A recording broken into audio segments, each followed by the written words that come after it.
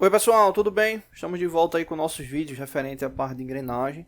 Nessa semana a gente vai estar dando um foco maior à parte de resistência dos materiais, mas vamos responder a pergunta, né? Um colega mandou a pergunta aí nos comentários, né?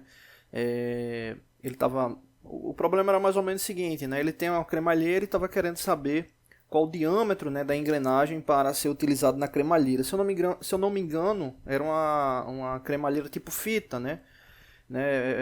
Basicamente uma secção de correia dentada, né? Bom, e aí a pergunta é, se a gente tem a cremalheira, vou até dar um zoom aqui, deixei até no Algodu, né, que é esse software aqui de simulação, esse foi um projeto que a gente elaborou, e como ele tem aqui um mecanismo aí de uma cremalheira, engrenagem, né, para a gente fazer essa análise. O que acontece?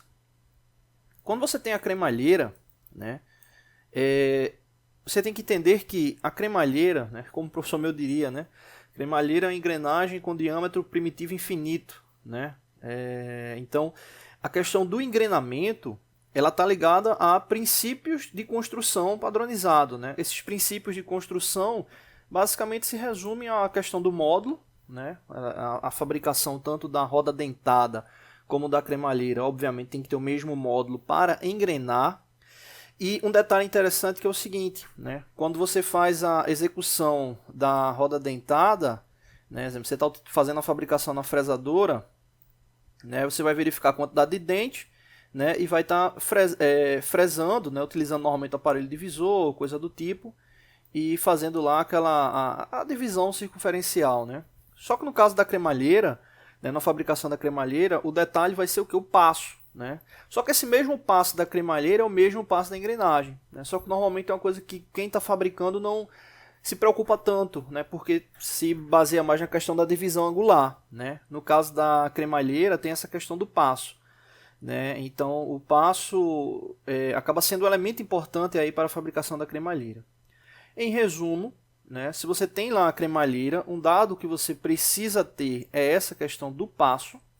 Né, é a questão do passo, né, até colocar aqui, deixa eu dar um zoom aqui melhor, seria a questão do passo, né, a distância ali entre os dentes da cremalheira, e outro detalhe é saber o módulo de fabricação da cremalheira, né, o módulo de fabricação que está ligado diretamente ali à ferramenta, né, o processo que executou. Então isso aí é que vai te garantir ali o engrenamento. Aí vem um detalhe, e o diâmetro, né, da roda dentada, né, o diâmetro da engrenagem. Você pode utilizar qualquer um, desde que esteja ligado, né, de forma padronizada a esses parâmetros da cremalheira. Ou seja, desde que tenha o mesmo passo e o mesmo módulo, obviamente. Né? Então, esse aí é o detalhe aí para a fabricação ali do diâmetro. Né? Porque a gente sabe, a gente fala muito questão de diâmetro, né, referente à roda dentada, mas o grande fator que vai impactar nesse ciclo de fabricação é o Z, né? O Z que representa o que? O número de dentes da engrenagem. Né? O número de dentes da engrenagem. Então, no caso, a pergunta que a gente deve fazer não é nem qual é o diâmetro, né? O número de dentes. A questão é qual é a velocidade de avanço que eu vou querer. Né? Aí tem um detalhe interessante. Né? Quando a gente fala de cremalheira, né? A gente está tomando como referência normalmente a rotação, ou seja, movimento motor na roda dentada, né, ou seja, na engrenagem, para transmitir, né, o movimento para a cremalheira. Né? Só que também acontece ao contrário. Né? Tem alguns sistemas que ocorrem ao contrário. Então, o importante é saber qual é a velocidade de avanço que você deseja. Ou seja, com essa velocidade de avanço, aí você vai poder definir o diâmetro, né? O diâmetro aproximado, normalmente acontece isso, o diâmetro aproximado da engrenagem. E aí com esse diâmetro aproximado, né, você vai estar arredondando ele, né, e obviamente aí fabricando, comprando a roda dentada. Lembrando que quando a gente falar sobre diâmetro, né, de rodas dentadas, engrenagens, a gente normalmente está se referenciando a o DP, né, o diâmetro primitivo, né, que é o diâmetro ali de contato, né, de impulsionamento ali dos dentes, né, da engrenagem. Né. Seja um sistema de engrenamento com roda dentada, né, roda dentada e roda dentada, ou um sistema de engrenamento como esse, né, de roda dentada e cremalheira, também roda dentada, né, sistema de parafuso sem fim, ou seja, coroa sem fim.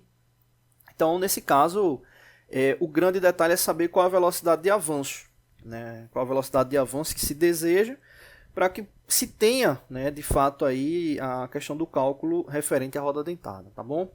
Então, para não ficar tão longo o vídeo, no próximo vídeo aí eu explico como é que a gente... Vamos fazer uma situação problema para entender, né, esse ciclo de funcionamento, né? Deixa eu até simular aqui esse sistema, né, que a gente criou aí no Algodo tempos atrás. Né? Você pode observar aí, eu posso controlar a cremalheira, né, com esse elemento. Eu coloquei um magnético nele, né, e aí no canto direito fica lá aquele pistão movimentado também por um elemento rotativo, e a gente consegue estar acionando ele, né.